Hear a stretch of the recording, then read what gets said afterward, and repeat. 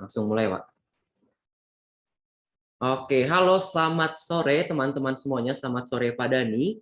Perkenalkan, nama aku Marcel Norian Surya, biasa dipanggil Marcel. Dan pada kesempatan kali ini, pada Zoominar kali ini, aku akan menjadi moderator yang nantinya akan membina Zoominar hingga pada akhir acara. Oke, mungkin sebelum aku mulai nih ke topik pembicaraan pada hari ini, aku mau minta teman-teman untuk memberikan reaction-nya. Aku mau lihat kabar teman-teman hari ini gimana. Terus semangat atau enggak, boleh dong dikasih reaction jempolnya nih. Oke, ada yang love, ada yang jempol. Oke, karena udah banyak banget yang jempol, thank you banget. Berarti aku tahu teman-teman masih semangat untuk mengikuti Zoominar pada sore hari ini. Dan terima kasih juga atas antusiasme teman-teman, masih dijaga.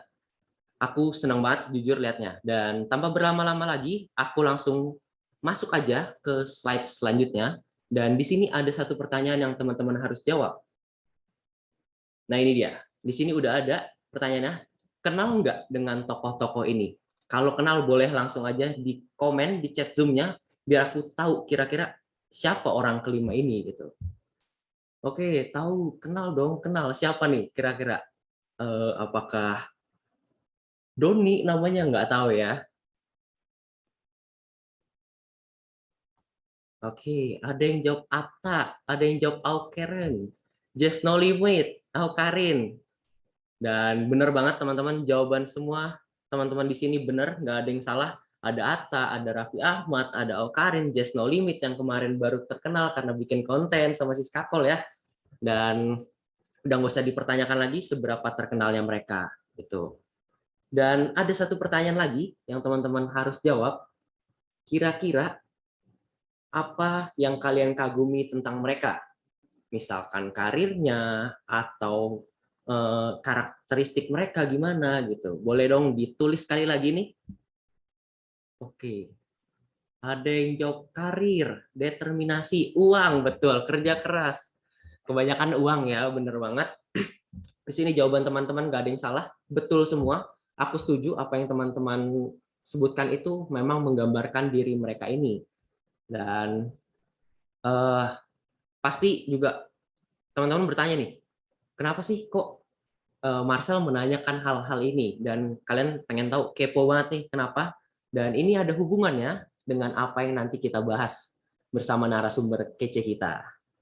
Dan kebetulan banget, di sini aku nggak sendiri, aku ditemani oleh dua teman aku yang kebetulan berprofesi sebagai psikolog. Dan nanti mereka akan membantu kita untuk menjawab kekepoan kita hari ini.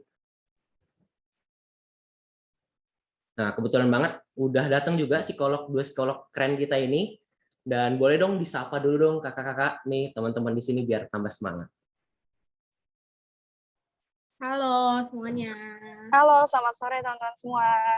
Oke, selamat sore kakak-kakak. Nah, di sini yang pertama aku langsung kenalin aja, ada Kak Ceril Agatha Paramita. Boleh di-unmute dan sapa dong Kak. Hai Marcel, hai teman-teman semua. Halo Kak Ceril. Dan yang kedua, yang nggak kalah keren dari Kak Ceril, Kak Deandra Daniela, boleh dong disapa juga. Halo semuanya, selamat sore. Semangat ya Zoominar hari ini. Oke, disemangatin guys, apa nggak semangat kita ya pada sore hari ini. Terima kasih Kak Ceril dan Kak Dea sudah memperkenalkan namanya dan menyapa teman-teman. Dan tanpa berlama-lama lagi, kita langsung masuk aja ke bagian utama pada Zoominar pada hari ini. Jadi Kak Ceril dan Kak Dea, tempat dan waktu aku persilahkan. Oke, terima kasih Marcel. Halo teman-teman, nah tadi udah sempat dibuka nih sama Marcel. Sekarang aku mau melontarkan pertanyaan lagi. Mungkin boleh di next slide. Oke, di sini ada dua tokoh. Teman-teman pasti tahu dong siapa dua tokoh ini. Yang jelas udah tertulis juga nih, ada Bill Gates sama Mark Zuckerberg. Nah, aku mau tanya, kira-kira apa sih persamaan dari kedua tokoh ini? Mungkin teman-teman boleh nih drop di kolom chat, nanti Marcel boleh pilih beberapa jawaban nih. Oke, ada nih Kak, uangnya banyak, idenya keren-keren. Oke. Konspirasi. konspirasi. Oke, terima kasih Marcel dan teman-teman semua. Nah, benar banget nih jawaban dari teman-teman semua. Tapi ada satu hal yang terlewatkan nih. Boleh di next slide? Oke, ini dia persamaan yang terlewatkan oleh teman-teman. Jadi Bill Gates sama Mark Zuckerberg ini sama-sama nggak menyelesaikan kuliahnya. Alias mereka sama-sama nggak selesai kuliah dan nggak punya gelar sarjana. Nah, kira-kira siapa nih yang baru tahu tentang fakta ini? Boleh acungin jempolnya nih. Siapa tahu ada yang baru banget tahu setelah slide ini diganti. Oke, aku lihat beberapa jempol di sini ternyata ada tentang fakta ini ternyata yang baru tahu. Oke, jadi sehubungan dengan hal ini, keinginan untuk belajar dari orang yang sukses seperti kedua orang ini itu sudah menjadi insting natural bagi manusia. Kalau ditanya, kamu kerja tujuannya apa? Pasti nggak sedikit yang jawab mau sukses. Tapi sadar nggak sadar ya teman-teman, hal ini bisa jadi bumerang buat kita. Apa sih bumerangnya? Contohnya nih, Bill Gates sama Mark Zuckerberg yang sama-sama merupakan miliarder dunia. Mereka mencapai kesuksesan yang luar biasa walau nggak pernah nyelesain kuliahnya. Nah, hal-hal seperti ini yang menarik perhatian banyak orang, hingga selalu jadi sorotan dari kedua tokoh ini, yaitu sukses tanpa harus menyelesaikan kuliah. Coba bandingin perbedaan jumlah judul dan Mark Zuckerberg hingga tengah malam untuk mencapai kesuksesan judul dan Mark Zuckerberg yang sukses tanpa ada kenyataannya judul berita yang kedua karena relatable, jadi lebih orang-orang juga. Boleh di next? Oke. Hal tersebut melaporkan adanya di kalangan tren untuk karena nggak lanjut kuliah. Mark Zuckerberg kan nih pada 2011 ada Valley, dia program yang $100,000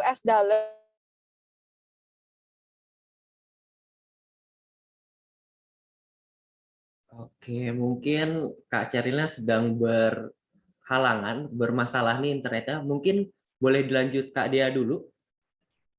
Oke, boleh. Mungkin aku sambung dikit ya dari maksud Kak Cheryl nih menjelaskan slide ini. Ada tren baru yang menyatakan kalau tidak lanjut kuliah itu bisa sukses. Lalu ada juga nih pengusaha yang bernama Peter Thiel, bahkan waktu itu dia membuat sebuah program yang membayar $100,000, yang mana ini jumlahnya sangat banyak ya teman-teman. Membayar $100,000 untuk anak-anak yang mau keluar alias drop out dari perkuliahan nih, hanya untuk bisa membuat wirausaha atau yang lain, dan ini ternyata sangat-sangat menggoda nggak sih? Coba aku mau tanya teman-teman juga nih di sini, ada nggak sih yang pengen dikasih uang $100,000 cuma dengan keluar dari kuliah aja? Boleh dong kasih reaction jempolnya kalau mau. Wah, ada banyak nih yang ngasih jempol ya, tentunya mau dong ya, kita nggak usah ngapa-ngapain, tinggal keluar kuliah aja dan buka usaha misalnya, terus tiba-tiba langsung didanain $100,000. Nah, tentunya ini mengundang apa ya, mengundang sangat banyak ketertarikan dari orang-orang dan ini jadi sebuah tren baru juga waktu itu di Amerika. Nah, oke, boleh next dulu. Oke, waktu itu sih kalau misalnya dari informasi yang aku dapetin juga, ternyata ada 400 orang nih yang mendaftar dan menyatakan rela mundur dari kampus mereka gara-gara ada program tadi. Selanjutnya aku juga mau nanya ke teman-teman semua, kalau misalnya kita ngelihat dari hal yang tadi, oke, mungkin Kak Cheryl apakah sudah balik sekarang? Sudah deh, oke. Terima kasih Oke, sudah boleh digantikan. dilanjutkan. Oke, maaf teman-teman ada kendala sinyal. Jadi di sini ada pernyataan nih. Setuju gak sama pernyataan kalau dia bisa, gue juga pasti bisa. Nah, teman-teman yang setuju boleh banget nih acungin jempolnya lagi. Hari ini mungkin banyak mengacungkan jempol ya teman-teman. Oke, aku lihat beberapa ada yang ngacungin jempol nih. Oke, jadi sebenarnya tuh mudah ya, bahkan sangat mudah untuk menyorot sisi menarik dari cerita-cerita seperti Bill Gates dan Mark Zuckerberg. Orang biasa yang jadi sukses itu biasanya tampak lebih wow gitu. Kayak cerita Cinderella yang biasa ditindas oleh kakak tirinya, berujung mendapatkan hati sang pangeran. Dan hal seperti ini memang mendorong kita untuk berpikir, dia aja bisa, masa gue nggak bisa? Apalagi dia bisa mencapai kekayaan dan kesuksesan tanpa kuliah. harusnya gue yang sekolah tinggi-tinggi juga lebih bisa dong. Nah, hal ini berkaitan nih sama topik kita hari ini. Boleh di next slide? Yap, ini hanyalah survivorship bias teman-teman ternyata. Jadi apa sih sebenarnya survivorship bias ini? Boleh di next? Oke, secara sederhana nama survivorship bias ini diambil dari kata survivors, yang dimana merupakan mereka yang mengalahkan atau lebih dari yang lain. Dan kita mengambil kesimpulan hanya berdasarkan kisahnya, tanpa mempertimbangkan mereka dengan karakteristik serupa yang ternyata memiliki ending yang berbeda, alias gagal. Boleh di next slide? Oke, berkaitan sama hal tentang kuliah dan gak kuliah tadi nih teman-teman. Kalau kita lihat data dari keseluruhan yang tadi udah sempat disinggung oleh Kak Dea juga, jadi sebenarnya kita tuh nggak bisa fokus sama fakta kalau nggak kuliah itu bisa sukses. Nah, kita lihat dari data ini ya. Jadi ada rata-rata employment rate yang dipekerjakan dari UK itu untuk para sarjana sebesar 88%. Sedangkan untuk lulusan SMA sebesar 72%. Jadi memang sih nggak bisa dipungkiri kalau pergi kuliah itu bukan satu-satunya hal yang bisa bantu kita mencapai kesuksesan. Tapi melihat data ini, kita bisa tahu kalau memang faktor kuliah itu berpengaruh ke profesi kita. Terus gimana sih caranya kita mengatasi adanya pola mindset survivorship bias? Nah, untuk itu aku akan oper ke partner aku, Deandra. Silakan, De. Oke, thank you Kak Sheryl untuk pemaparan informasinya. Nah, tadi udah dijelasin juga nih teman-teman sama dikasih contoh juga sama Kak Sheryl tentang survivorship bias. Dan aku juga mau bilang nih, ada salah satu pendapat dari psikolog asal Inggris namanya Eva. Dia bilang kalau pola pikir survivorship bias ini termasuk dalam kesalahan logika berpikir. Kenapa? Karena cara berpikir seperti ini tuh mendorong seseorang untuk sulit nih mempertimbangkan atau memperhitungkan keberhasilan secara keseluruhan. Akibatnya seseorang tuh jadi lebih sering melakukan kesalahan karena dia kayak nutup sebelah mata gitu sama kemungkinan-kemungkinan yang sebenarnya ada atau terjadi. Dan hal ini jadinya menyebabkan kita untuk fokus pada satu faktor aja tanpa melihat keseluruhan faktor. Padahal kalau kita mau ambil keputusan yang tepat, sebenarnya kita tuh perlu banget untuk memandang suatu kasus secara menyeluruh. Oke, kalau sekarang kita udah familiar banget nih sama survivorship bias, aku juga mau ajak teman-teman dan juga moderator kita nih, Marsal, untuk berpikir dan mulai menyadari nih, kalau sebenarnya di sekitar kita itu banyak banget loh survivorship bias yang sering terjadi. Mungkin boleh di next slide juga. Oke. Bahkan nih teman-teman, di sini ada di slide, ada tulisannya marketing sama dengan survivorship bias trap. Nah teman-teman nih sadar nggak sih misalnya ya, aku kasih contoh, kalau kita masuk ke gym nih. Kalau kita masuk ke gym, kita tuh langsung disuguhin sama poster-poster di mana orang-orang tuh badannya udah bagus, udah kebentuk, dan istilahnya udah berhasil atau sukses dalam menjalankan gymnya tersebut. Lalu kalau kita pergi ke tempat makan diet misalnya, kita juga ngelihat testimoni dari orang-orang yang berhasil turunin berat badannya secara drastis hanya dalam beberapa bulan aja dan udah nunjukin kesuksesan dietnya gitu lah. Nah, aku mau nanya nih ke moderator kita, ke Kak Marcel, kira-kira kenapa sih hal ini termasuk dalam survivorship bias trap?